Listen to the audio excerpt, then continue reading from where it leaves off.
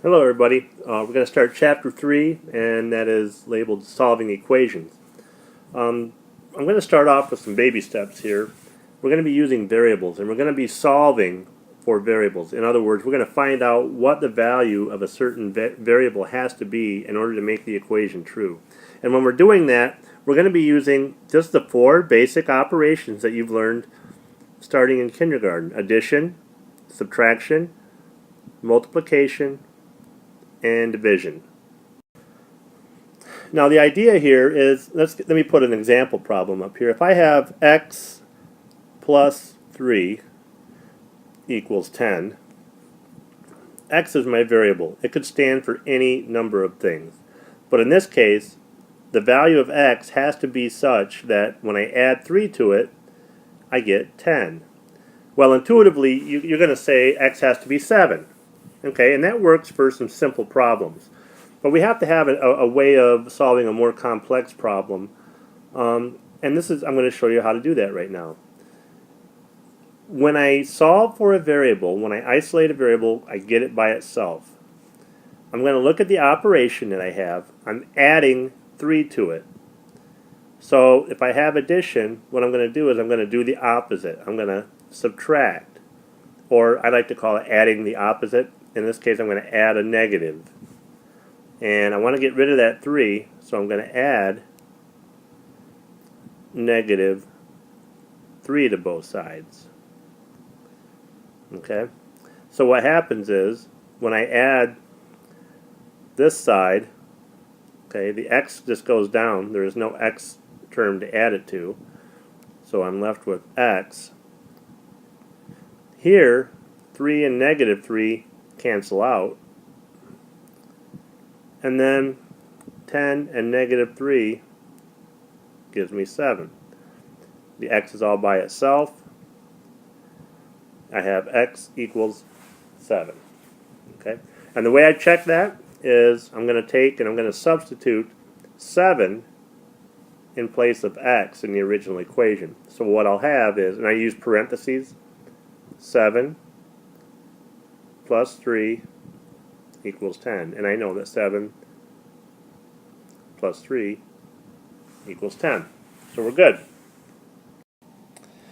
Now in the same vein, if I have the expression x minus 3 equals 10, well, intuitively you might say, well, 13 minus 3 gives me 10. But let's attack it the way I showed you before. Since now I have subtraction, or I'm going to have x plus negative 3, I'm going to take and I'm going to add the opposite of 3, which is, or of negative 3, which is positive 3. So in this case, the x just comes down. Negative 3 and positive 3 cancel out. 10 and 3 gives me 13. X is already by itself over here. It's isolated. X equals 13. And when I want to check my work, I'm going to take this 13 and I'm going to plug it in where x is in the original equation. And when I do that, I use parentheses to show that I've substituted. I get 13 minus 3 equals 10. 13 minus 3 is 10. So we're good. Okay. So we've looked at addition and subtraction. I'm going to do the opposite. Okay, whatever I have. Now let's look at multiplication and division. So let's say I have 3x equals 21. Remember, when I write a coefficient or a number next to a variable, that means to multiply. 3 times x equals 21. All right. So now that I've identified my operation as multiplication, I know that I have to do the opposite, which is division. The number I want to get rid of in order to get x by itself is the 3.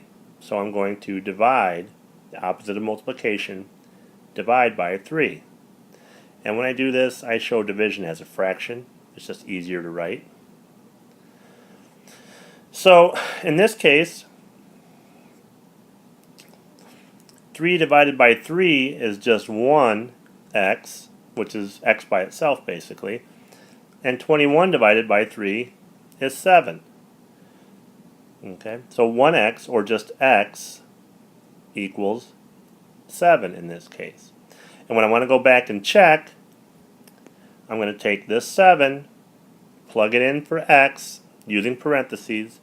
I get 3 parentheses times 7 equals 21. When I check that out, I get 21. Good. Doing the opposite of multiplication.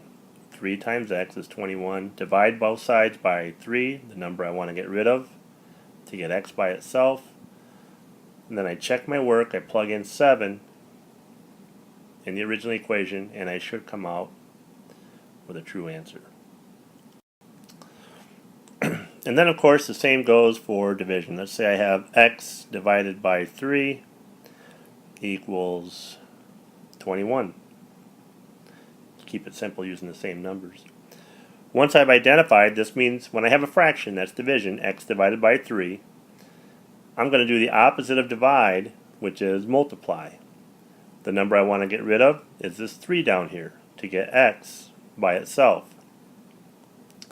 So when I multiply both sides by 3, really what I have here is 3 over 1. Okay? And when I multiply, remember that I multiply straight across with fractions, so I get 3x over 3 equals 3 times 21 is 63. So what I have over here, the 3's one out. Or in other words, what I'm left with is just 1x equals 63. The 3's basically cancel out, or we say it in algebra, 1 out. So now x is by itself. Let's check our work. I have x here, which I know now is 63, hopefully.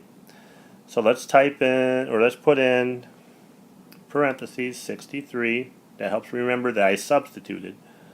Divided by 3 equals 21, and when I check that out, I find that I'm good. Okay? So what we've done is I've walked you through solving one-step equations. In other words, I only had one step to solve for x. Okay, undo addition by adding the opposite, which is a negative. Undo a negative by adding the opposite, which is a positive. Undo multiplication by division, and vice versa. Undo division by multiplication. In other words, do the opposite. All right? Good luck on the practice problems, and I'll see you tomorrow.